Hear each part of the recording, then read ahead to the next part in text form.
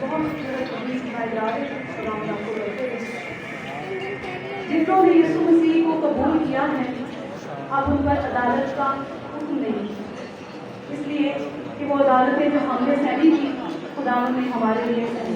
کلام مقدس کے مطابق ہم پڑھتے ہیں 7 ٹرائل آف جیسس، یسوع مسیح کی 7 پیشیاں، 7 قسم کی باتیں تھیں جس میں یسوع مسیح پیش ہوا، اور میں آپ کو بتانا چاہتی ہوں کہ 8ویں قسم کی کوئی عدالت اس دنیا میں موجود نہیں ہے۔ اس دنیا میں ہر طرح سے اگر کون کی جائے تو 7 قسم کی عدالتیں ہیں۔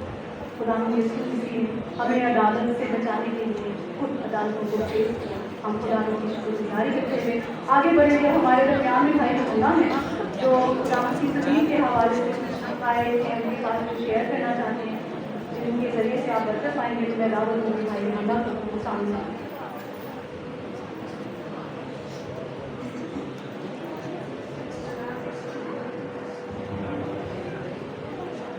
آج کی یہ شام اس کا جو مرکز وہ صلیب ہے، تو صلیب کی اس اہمیت کو زبان دانی کے اعتبار سے آپ کے گوش گزار کروں گا، جس کا تحقیقی اور تنقیدی نقطہ نظر آج میں اور آپ مل کر سیکھیں گے۔ جب ہم اس مقام کا ایکسیسری منظر اپنی آنکھوں کے ساتھ لے کے آتے ہیں تو ایک ہی وقت میں 3 صلیبیں موجود تھیں، 2 ڈاکو جو یسوع کے دائیں اور بائیں تھے اور درمیان مسیح خدا کی تھی، لیکن ان تینوں میں سے صرف ایک پر ایک کتابچہ لگایا گیا تھا۔ ہم زبان دانی کے حوالے سے دیکھیں گے اس کتاب کے کیا مقصد اور مفہوم ہو کیا ہے، اور مجھے اور آپ کو وہ زبان دانی کے اعتبار سے کیا سکھاتا ہے، یہ ساری چیزیں ہم نے اس بات کو سننے اور سمجھنے کے لیے پیلاطس کے وہ الفاظ یاد رکھنے ہیں جو لکھا سو لکھا، اس کو اپنی ذہن میں بٹھا کے رکھنا ہے۔ دوسرا اس کتابچے کو ہمیں مد نظر رکھنا ہے، اور تیسری چیز اس پہ جو زبانیں لکھی وہ کتنی اور کون کون سی اور کا مطلب کیا ہے، ہم ان تینوں چیزوں کو سیاق و سباق کے حوالے سے دیکھیں گے۔ جب یہودیوں نے یہ اعتراض کیا کہ جو تو کتابچہ اس کے اوپر لکھا رہا ہے کہ یسوع ناصری یہودیوں کا بادشاہ، تو وہ 3 زبانوں پہ لکھا گیا تھا، ایک عبرانی، ایک لاطینی اور ایک یونانی زبان۔ ان تینوں کو لکھنے کا ایک مقصد تھا۔ جب اس نے یہ کتابچہ تحریر کروایا، اس کو منظر عام پہ کیا، آویزہ کر دیا، تو یہودی نے اعتراض کیا کہ یہ مت لکھ، بلکہ یہ لکھ کہ یہ کہتا ہے کہ میں یہودیوں کا بادشاہ ہوں۔ تب پیلاطس نے وہاں پہ جواب دیا تھا کہ جو لکھا سو لکھا۔ اب اس کو ہم دیکھیں کہ آخر اس نے یہ 3 زبانوں میں لکھا کیوں تھا۔ اب 3 زبانوں کا مقصد ہم نے یہاں پہ دیکھنا ہے کہ پیلاطس نے یسوع کی بادشاہی کا ان 3 زبانوں میں اعلان کیا تھا، کیونکہ وہ ذہنی طور پر، ایمانی طور پر، خاندانی طور پر یسوع کو بادشاہ تسلیم کر چکا تھا۔ اب ہم نے یہ دیکھا ہے کہ آخر 3 زبانوں میں لکھا، وہ کیوں لکھا۔ اب اس میں پہلی زبان ہمارے پاس آتی ہے عبرانی زبان کی۔ عبرانی زبان اس وقت کی شرعی زبان تھی۔ دوسری ہمارے پاس آتی ہے لاطینی، جو اس وقت کی گورنمنٹ کی یعنی سرکاری زبان تھی، اور تیسری زبان اس وقت کی یونانی تھی، جو فلسفے کی زبان، مقامی زبان اور کلچر کی زبان تھی۔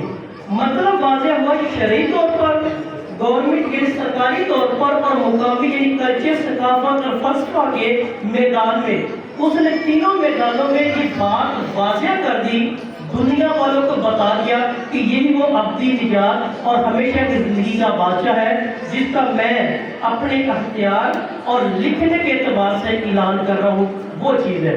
تو ہمیں پیلاطس کے اس ایکشن سے، اس لکھنے سے، جو اس نے کہا کہ تقریری طور پر اور تحریری طور پر دونوں انداز میں مسیح خداوند کی بادشاہی کا اعلان اور ہر اعتبار سے ملتا ہے، جو کہ شرعی، سرکاری اور مقامی تینوں انداز میں ملتا ہے۔ اب اس بات کو وائنڈ اپ کرنے کی کوشش کروں تو پیلاطس نے بھی یہ ایک معجزانہ تحریر لکھ کر دنیا والوں پر ایک معجزاتی طور پر ایک بید واضح کر دیا۔ اس بید کو شاید اپنے الفاظ میں لکھتے ہیں کہ حق ہونا ہے، لفظ اگانا ہے۔ حرف بونا ہے، لفظ اگانا ہے، اب کوئی معجزہ دکھانا ہے۔ تو پیلاطوس نے ان تینوں زبانوں میں لکھ کے یہ بات دنیا والوں کے لیے واضح کر دی کہ یہ وہ ابدی نجات کا بادشاہ، اور جس کو میں نے لکھ دیا سو لکھا، یہ دنیا والوں کے قیام واضح رہے گا۔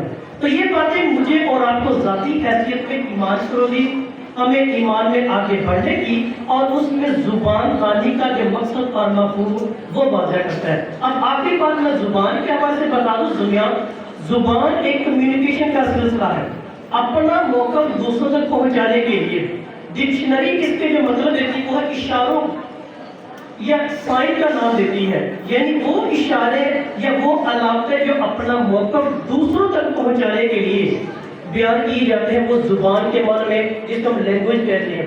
تو پیلاطوس نے اس انداز میں اس اسلوب کو اپنایا اور واضح کیا کہ مسیح خداوند کے اوپر جو کتابچہ لکھا ہے، یہ لکھا سو لکھا، یہی آج کا سب سے بڑا معجزہ ہمیں شام کلوری کے طور پر ملتا ہے۔ تو مجھے اور آپ کو اسے سیکھنے کی، جاننے کی اور اس پر عمل درآمد کی ضرورت ہے۔ خدا سے دعا کو کہ مجھے اور آپ اس پر عمل کرنے کی سمجھنے کی طاقت عطا کرے۔